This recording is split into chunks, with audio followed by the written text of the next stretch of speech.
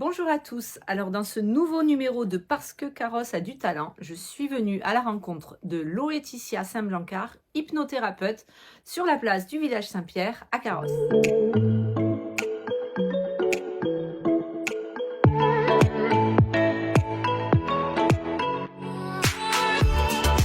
Bien, bonjour, me voilà en présence de Laetitia pour le 16e numéro quand même de Parce que Wow. Carrosse a du talent.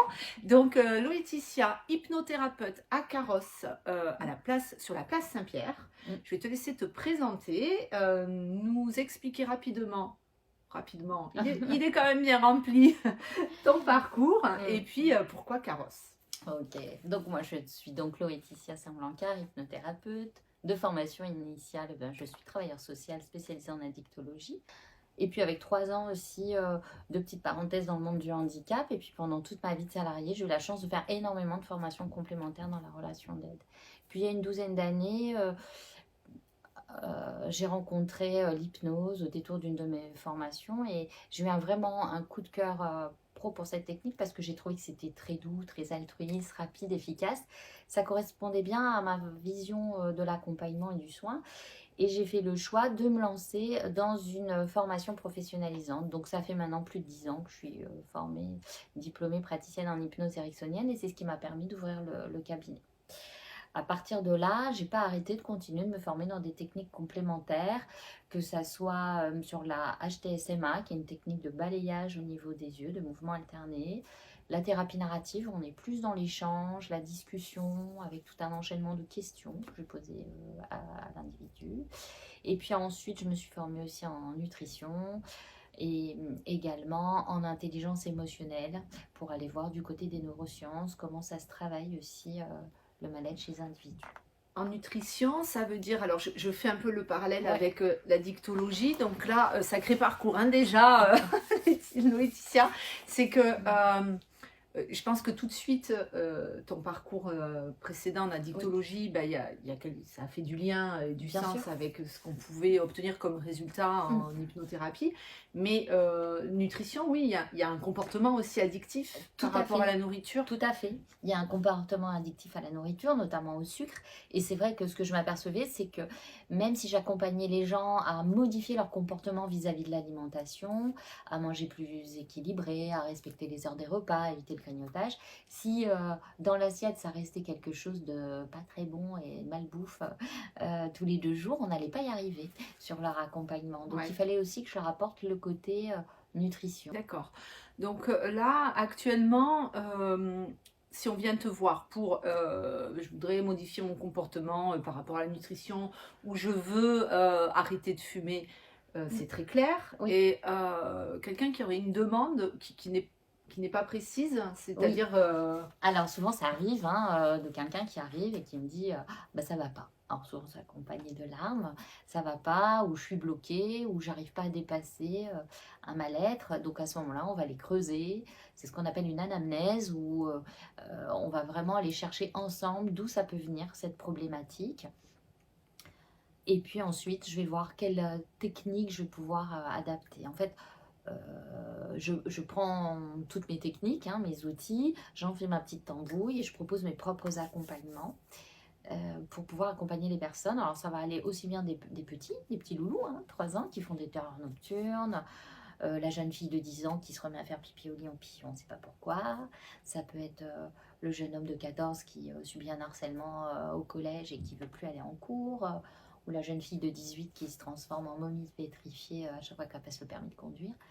Ça peut être plein de choses comme Ouais. ça. Ça, c'est intéressant pour les parents parce que c'est vrai qu'on a des âges tout petits où les enfants vont pas forcément, ils vont pas réussir à dire ce qui ne va pas. Les ados, ils n'auront pas forcément envie de le dire aux parents, mais ça permet en fait d'aller trouver la source en fait de voilà. ce qui ne va pas. Et alors quand on est adulte, bonjour. Il y a beaucoup de sources. Il y a beaucoup de sources, ça prend du temps. Voilà. Disons qu'effectivement, alors bien évidemment, je vais adapter mes outils. Avec les petits, je travaille dans une cabane, c'est-à-dire que je transforme le cabinet qui est ici en cabane et on travaille dans la cabane au secret. J'utilise des outils par exemple, quand je fais des mouvements alternés avec les enfants, j'ai des marionnettes doigts sur les doigts. Ouais. J'utilise aussi les doudous, viennent aussi en consultation avec moi parce que c'est le doudou souvent qui va parler Mhm. et qui va m'expliquer pourquoi cet enfant ne dort plus. Et puis voilà, comme ça je vais chercher avec les petits, je travaille aussi avec les contes, beaucoup de contes thérapeutiques. C'est intéressant Voilà. ça, l'histoire de la cabane, parce que Oui. c'est un côté secret où on peut livrer des choses. Ouais, c'est extraordinaire. Parfois, j'ai des enfants qui sont muets comme une carpe dans le cabinet. Et après, genre, bon, et hop, on fait la cabane au secret. Et dès qu'on rentre dans la cabane au secret, là, j'ai beaucoup, effectivement, de patients qui vont arriver, qui sont englués dans leur mal-être. Et le fait d'arriver ici, souvent ils s'assoient, ils sont débordés par leur émotionnel, et puis je les écoute, et puis je les laisse s'exprimer, et puis moi après j'ai mes petits outils, mes techniques, hein, et puis au bout de 5-10 minutes, ils se posent, et puis certains vont me dire, enfin là maintenant je suis avec vous, ça va mieux. Et Ouais. en fait c'est parce que moi je vais me mettre en cohérence cardiaque par exemple, j'utilise plusieurs outils pour vraiment qu'ils soient bien, qu'ils soient dans un cocon. L'idée, c'est vraiment qu'ils se sentent accompagnés. On est vraiment dans l'accueil, la bienveillance et on est ensemble. Et moi, j'ai peut-être quelques petits outils pour aider l'humain en face de moi Oui, à aller mieux. avec, du coup, tu t'es nourri de toutes ces formations Oui. pour avoir une sensibilité, on va dire, un Tout à regard fait. clinique un petit peu plus aiguisé C'est ça. et adapté. Alors, tu me disais tout à l'heure, en préparant la vidéo, que il n'y a pas que la consultation individuelle. Oui. Tu as aussi ouvert, on a été quand même frappé dans la vallée par la tempête Alex il y a 1 an et demi C'est maintenant. ça. Mais de manière plus proche aussi à Carros, il y a eu l'incendie dans l'incendie de 2017. Tu as ouvert tes portes. Oui, voilà, je suis comme ça. Donc, lorsqu'il y a eu les incidents en 2017, effectivement, dès que j'ai pu redescendre au cabinet, parce qu'au départ, on ne pouvait pas redescendre. Alors, je dis descendre parce que j'habite sur Carros. Oui, c'est une carrossoise. Et donc, je suis redescendue. Et dès que j'ai pu, j'ai fait passer l'information partout, au niveau des réseaux sociaux. Et puis la Croix-Rouge, que j'ouvrais le cabinet et les personnes qui avaient besoin venaient me voir. Mais l'idée, c'était vraiment d'être là en tant que aussi carrossoise, citoyenne de mon village et de pouvoir aider et surtout sur tout ce qui était choc post-traumatique, puisque l'outil que j'utilise qui s'appelle la HDSMA, alors je fais ça parce que je fais ça devant les yeux des gens, est quelque chose qui fonctionne très bien sur tout ce qui est trauma et choc post-traumatique. Et que tu disais qu'avec ce mouvement, ça débloque, voilà, ça débloque des zones. Exactement, c'est-à-dire que je vais mettre ça va connecter les deux hémisphères. Et au milieu, là, il y a tout un petit bazar pour rassembler les deux. etc.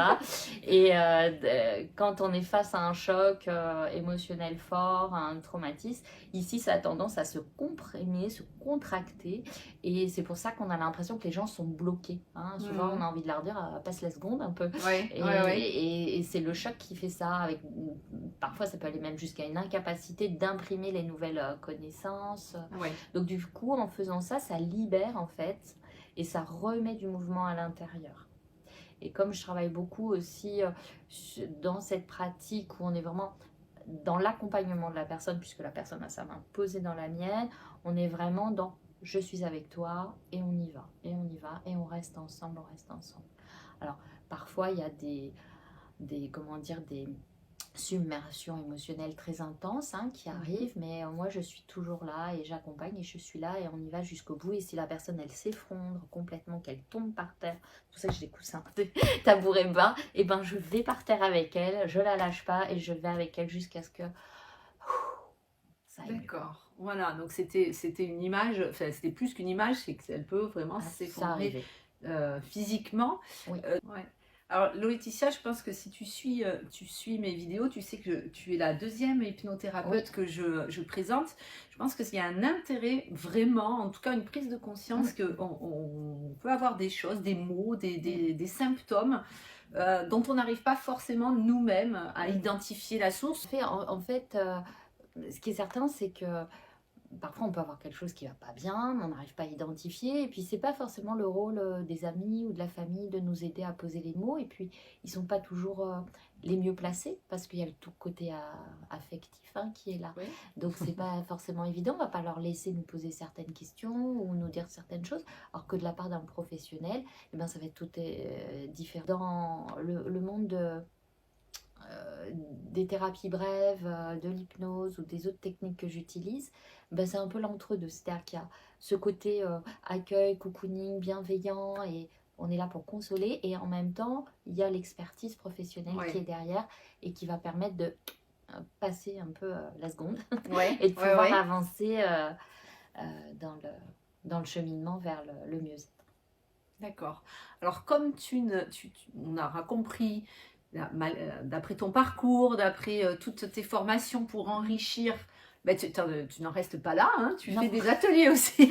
Oui, des ateliers de groupe. Parce que donc là, tout ce qu'on a vu, c'est le côté thérapie, donc c'est vraiment en cabinet, etc. Mais depuis ce confinement qui a fait émerger deux choses à la fois parallèles. D'une part, j'ai souhaité, c'est ce qu'on va parler là, de remettre du lien, du groupe, de la bienveillance ensemble. Et depuis 6 ans, je suis dans un cheminement spirituel autour de ce qui se passe chez les peuples racines. Donc ça m'a beaucoup inspirée. Et j'ai mis en place des cercles. Alors il y a des cercles de femmes autour du féminin sacré qui se passent ici dans le cabinet à chaque nouvelle lune. Et puis il y a aussi des cercles de pardon qui sont là suite aux travaux d'Olivier Clerc qui a traduit les accords Toltec, pour ceux qui connaissent. Donc on va travailler autour du pardon. Et puis il y a aussi des journées développement personnel que je vais co-animer avec une consoeur qui s'appelle Stéphanie Vouilloz et qui est naturopathe et réflexologue, où là on va aller, alors il y a plusieurs thèmes. Là le prochain thème c'est sur l'immunité, donc on va travailler autour de l'immunité et c'est vraiment des stages de développement personnel. Bon, eh ben, je crois qu'il faut te suivre. Ta page Facebook, c'est Hypnose-Nice. Monaco, oui. Et puis on peut venir te consulter en disant, je sais pas, il y a peut-être quelque chose qui ne va pas. Voilà. Alors il y a effectivement les consultations présentielles et la deuxième chose qu'on a développée suite au confinement, c'est la visio, parce qu'on s'est aperçu qu'effectivement il fallait continuer à avoir du lien malgré ces restrictions. Donc la visio s'est développée et maintenant j'ai des patients un peu partout. Je pense qu'on a fait le tour. Je pense. C'est pas mal. Donc on a compris que quel que soit notre âge, notre problématique, qu'on en ait conscience, pas conscience, on peut venir te consulter dans un environnement zen et propice à la parole. Voilà, tout à fait. Et puis après, si on a envie de découvrir d'autres approches moins conventionnelles, eh ben, on peut aussi venir sur les ateliers.